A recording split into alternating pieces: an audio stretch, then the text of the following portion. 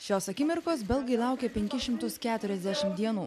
Laikinasis premjeras perduoda savo kabineto raktą naujajam vyriausybės vadovui, Valonijos socialistų partijos lyderiui Elijui Di Rupui.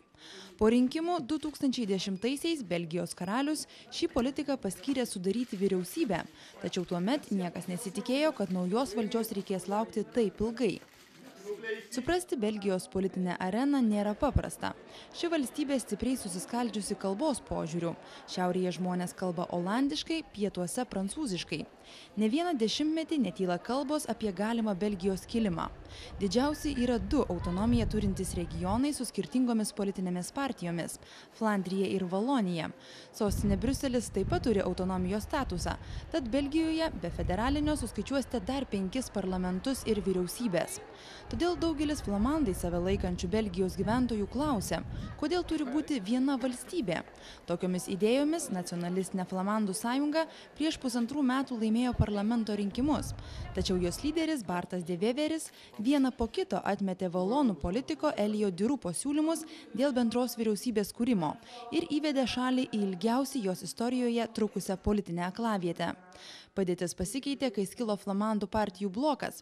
Tuomet premjeras dėl koalicijos sukūrimo pradėjo dėrėti su kitomis partijomis ir susitarė dėl vyriausybės, taip jis kraštutinę Flamandų sąjungą paliko opozicijoje. We wanted much more autonomy for Flanders. Mr. De Rupo was not willing to give it, and he found other Flemish parties who were willing to form a government with him, but who together have no majority in Flanders. So this is a democratic outrage that we have a government in which the largest group of the population is minorized. I say that I believe there is an evolution that cannot be stopped, that has been going on for a long time, and that at the end of the road, competences from Belgium will go to Europe on the one hand and to the regions on the other hand. Šią savaitę Belgijos parlamente naujasis premjeras Elijas Di Rupas, pristatydamas vyriausybės programą, dėkojo už kantrybę bendražygiams artimiesiems ir žurnalistams, kurie per naktis už durų laukdavo derybų rezultatų. 1,5 metų Belgijai vadovavo laikinoji vyriausybė, o jos premjerui Letermui teko sudėtinga užduotis, neturint visų valdžios įgaliojimų, gelbėti su finansiniais sunkumais susidūrusi banką Dexia. Jam už atsakomybę poste šie parlamentarų plojimai. Naujai vyriausybei teks daug rimtesni iššūkiai. Ne tik užtikrinti ekonominį šalies stabilumą, kai Europą krečia skolų krizė, tačiau svarbiausia – atlikti didžiausią valstybės reformą per visą šalies istoriją. Daug metų turtinga Flandrija siekia nepriklausomybės nuo gerokai skurdžiau gyvenančios Valonijos.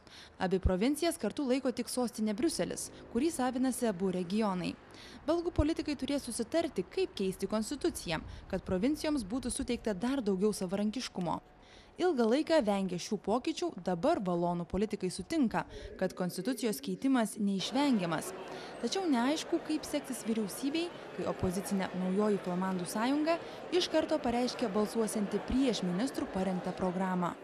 Šiandien šioje salėje belgų parlamentarai balsuos dėl naujos Belgijos vyriausybės programos ir tikėtina, kad jai pritars. Be griežtų taupymo priemonių, šioje programoje taip pat numatyta suteikti daugiau teisių Belgijos regionams, Flandrijai ir Valonijai, kad po kitų rinkimų politikams netektų dėrėtis ištisus mėnesius. Belgijos gyventojai daug vilčių į naują vyriausybę nededa. Žmonės nepatenkinti naujomis valdžios įvestomis taupymo priemonėmis, o profesinės sąjungos kviečia žmonės į gatves protestuoti. You know, people here in Belgium it's enough with negotiation and every day when you watch TV you see some politician. Yes, it's okay. We are near the goal. We've got a government. It's a fist for that for the same people. What did they do during all this month? Belgų politikas Elijas Di Rupas susilaukė itin didelio dėmesio. Po 40 metų pertraukos premjero postą užima politikas iš Valonijos regiono. Įdomi ir Elijo Di Rupo asmeninė istorija. Jis pirmasis Belgijos vadovas, kilęs iš neturtingų emigrantų italų šeimos. Ir dar pirmasis, bent jau viešai pasiskelbęs, homoseksualus Belgijos premjeras. Tačiau tolerancija garsėjantiems belgams labiau rūpi šalies vadovo lingvistinės žinios, o ne seksualinė orientacija. been a lot of discussion on the fact that Elio Di Rupo might not speak Dutch well enough as Prime Minister of all Belgians.